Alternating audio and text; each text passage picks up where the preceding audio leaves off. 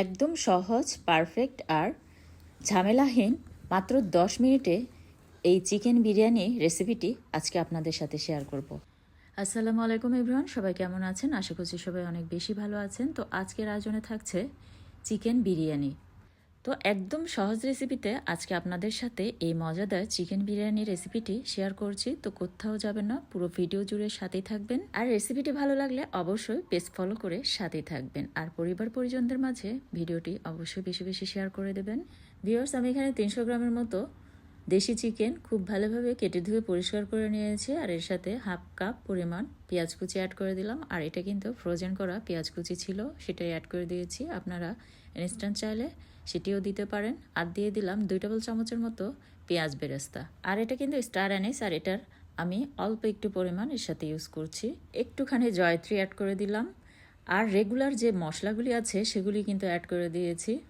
আদা পেস্ট, রসুন পেস্ট, আস্ত গোলমরিচ, লং, এসব কিন্তু আপনাদের মাংসের পরিমাণের উপর ডিপেন্ড করে বাড়িয়ে বা কমিয়ে অ্যাড করে নেবেন। স্বাদ মতো লবণ অ্যাড করে দিয়েছি, হলুদ পাউডার, মরিচ পাউডার, জিরা পাউডার, ধনিয়া পাউডার পরিমাণ মতো অ্যাড করে দিয়েছি। আর 2 টেবিল চামচের মতো টক দই অ্যাড করে দিলাম।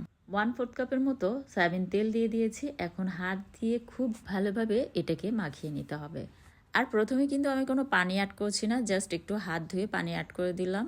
এখন ঢাকনা দিয়ে ঢেকে এটাকে খুব ভালোভাবে কষিয়ে নেব। আর মাংস থেকে যে পানিটা বের হবে সেটা দিয়ে কিন্তু এটাকে খুব ভালোভাবে আগে কষিয়ে নিতে হবে। আর আমরা যে রেগুলার আস্ত গরম মশলাগুলি মুরগি রান্নার ক্ষেত্রে ব্যবহার করে থাকি সেগুলি দিয়েও কিন্তু এই রেসিপিটি এভাবে আপনারা বানিয়ে নিতে পারেন। তবে স্টার অ্যানিস, জয়ত্রী, টক দই এসব কিন্তু আপনারা হাতে কাছে রেখে দিলে ঝটপট এই রেসিপিগুলি বানিয়ে নেওয়া যায়। আর 1 মিনিটে 3 ধরনের টক দই রেসিপি কিন্তু আমার ফেসবুক পেজ এবং ইউটিউব চ্যানেলে আছে, চাইলে দেখে নিতে পারেন। এদিকে কিন্তু কয়েক পিস ডিম আমি সিদ্ধ করে ভেজে নিয়েছি। আর এটাকে খুব ভালোভাবে কষিয়ে নিয়েছি। প্রায় 50% মতো যখন এটাকে কষিয়ে নেওয়া হয়ে যাবে, ঠিক সেই পর্যায়ে আমি গরম পানি অ্যাড করে দিলাম। দিয়ে আবারও এটাকে খুব ভালোভাবে একবার কষিয়ে নেব। আর পানির পরিমাণটা কিন্তু খুব বেশি দেওয়া যাবে না, তাহলে কিন্তু মাংসটা বেশি সিদ্ধ হয়ে যাবে। তো প্রায় আমি 1 কাপের মতো পানি অ্যাড করে দিয়েছি। দিয়ে মাংসটাকে আবার খুব ভালোভাবে কষিয়ে নিয়ে কিছু আলু আমি এর সাথে কেটে অ্যাড করে দিয়েছি। এই ধরুন 2 থেকে 3টির মতো বড় সাইজের আলু আমি পিস পিস করে এভাবে কেটে নিয়ে এর সাথে অ্যাড করে দিয়ে আবার খুব ভালোভাবে কষিয়ে নিলাম আলুটাকেও মাংসের সাথে। আর এই পর্যায়ে চুলার পাওয়ারটা কিন্তু মিডিয়ামে রেখে মাংসটাকে খুব ভালোভাবে কষিয়ে নিতে হবে।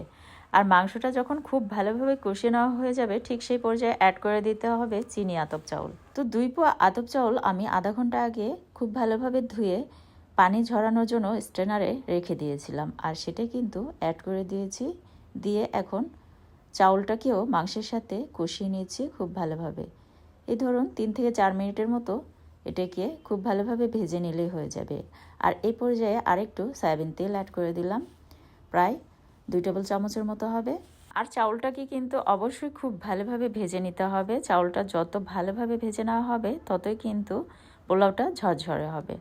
তো এই পর্যায়ে আমি একদম টকবগে গরম পানি অ্যাড করে দিলাম। তো আমি 2 পোয়া চাউলের সাথে 4 পোয়ার মতো পানি অ্যাড করে দিয়েছি, মানে 1 কেজির মতো পানি অ্যাড করে দিয়েছি। দিয়ে এখন খুব ভালোভাবে নেড়েচেড়ে এটাকে ঢাকনা দিয়ে ঢেকে রান্না করে দিব। আর এই পর্যায়ে অ্যাড করে দিয়েছি কিছু আস্ত কাঁচামরিচ। আর কিছু স্পেশাল মশলা পাওয়া যায়, সেগুলি কিন্তু আমাদের হাতে কাছে রেখে দিলে আমরা যখন তখন এই মজাদার রেসিপিগুলি বানিয়ে নিতে পারি। আর এগুলির দামও কিন্তু একদম হাতের নাগালে। তো আমি কিছু আস্ত কাঁচা মরিচ অ্যাড করে দিলাম, কিছু কিশমিশ অ্যাড করে দিলাম, কিছু আলু বোখারা অ্যাড করে দিয়েছি। আর স্বাদ মতো একটুখানি চিনি অ্যাড করে দিলাম, কারণ আমরা এখানে টক দই ইউজ করেছি। আর টক দইটাকে ব্যালেন্স করার জন্য অবশ্যই একটু চিনি অ্যাড করে দিতে হবে। আর 2 টেবিল চামচের মতো দিয়ে দিয়েছি পাউডার মিল্ক। তবে আপনারা চাইলে লিকুইড মিল্কটাও অ্যাড করে নিতে পারেন, সেক্ষেত্রে পানির পরিমাণটা কিন্তু একটু কম পরিমাণে অ্যাড করে নিতে হবে। তো এখন খুব ভালোভাবে এগুলিকে মিক্স করে নিয়ে ঢাকনা দিয়ে ঢেকে আমি রান্না করে নেব। আর এই পর্যায়ে আমার কাছে লবণের পরিমাণটা একটু কম মনে হচ্ছিল, তাই আর একটু অ্যাড করে দিলাম। আর কিশমিশ, আলু বোখারা এগুলি যদি আপনাদের হাতে কাছে না থাকে না দিলেও চলবে, তবে দিলে কিন্তু ভালোই লাগে খেতে।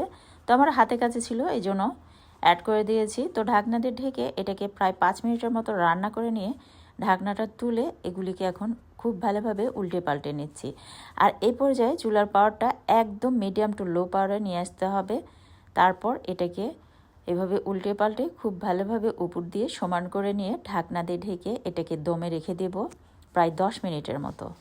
তো এ পর্যায়ে চুলায় একটি তাওয়া বসিয়ে দিয়েছি, আর তাওয়ার উপরেই কিন্তু পোলাওয়ের এই হাঁড়িটা বসিয়ে দিচ্ছি, দিয়ে ঢাকনা দিয়ে ঢেকে এটাকে দমে রেখে দিব 10 মিনিটের জন্য।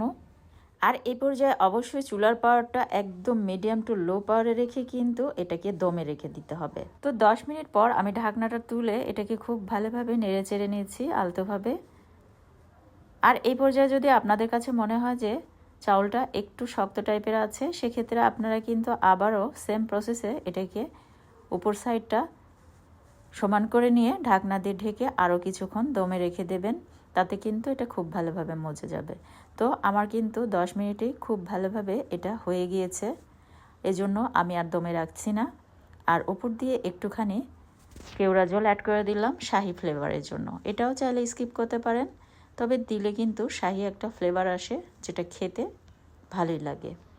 আর উপর দিয়ে আমি আগে থেকে ভেজে রাখা ডিমগুলিকে সাজিয়ে দিচ্ছি।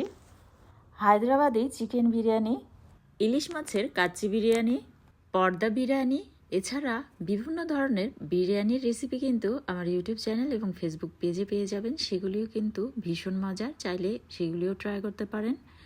আর এই শীতকালীন বিভিন্ন ধরনের পিঠার রেসিপিও কিন্তু আমার ইউটিউব চ্যানেল এবং ফেসবুক পেজে পেয়ে যাবেন, তো চাইলে সেগুলিও ট্রাই করতে পারেন। আর আমার চ্যানেল এবং ফেসবুক পেজের কোনো একটি ভিডিও যদি ভালো লেগে থাকে অবশ্যই আমাকে সাপোর্ট করবেন। ফেসবুক পেজ থেকে দেখে থাকলে ফলো দিয়ে সাথে থাকবেন, আর ইউটিউব চ্যানেল থেকে দেখে থাকলে সাবস্ক্রাইব করে আমাকে সাপোর্ট করবেন। আর পরিবার পরিজনদের মাঝে ভিডিওটি অবশ্যই শেয়ার করে দেবেন, কারণ আপনাদের একটি শেয়ার আমাকে সামনে এগিয়ে নিয়ে যেতে অনেকটাই সাহায্য করবে।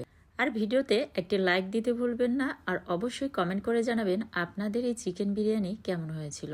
তো পরবর্তী রেসিপি দেখার আমন্ত্রণ জানিয়ে আজকের মতো এখানে বিদায় নিচ্ছি। ধন্যবাদ সবাইকে।